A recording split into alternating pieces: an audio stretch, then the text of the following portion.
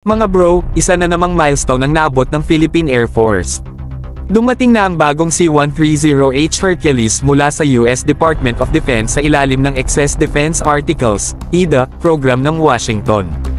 Ang legendary na aircraft na ito ay patunay ng matibay na ugnayan sa pagitan ng Manila at Washington, at malaking tulong ito para palakasin ang kakayahan ng ating military. Hindi basta-basta ang C-130H na ito. Isa itong simbolo ng tibay at tiwala na matagal ng backbone ng military transport operation sa buong mundo. Ang arrival nito bilang pangalawang cargo plane mula sa EDA program ay nagpapatunay na seryoso ang US sa pagsuporta sa ating defense objectives. Pero wait mga bro, may dagdag pa. Noong October 2023, inanunsyo ng gobyerno natin ang pag-acquire ng tatlong bagong C-130J Super Hercules mula Washington. Ito ang pinakamodernong bersyon ng Hercules at siguradong game changer para sa ating military.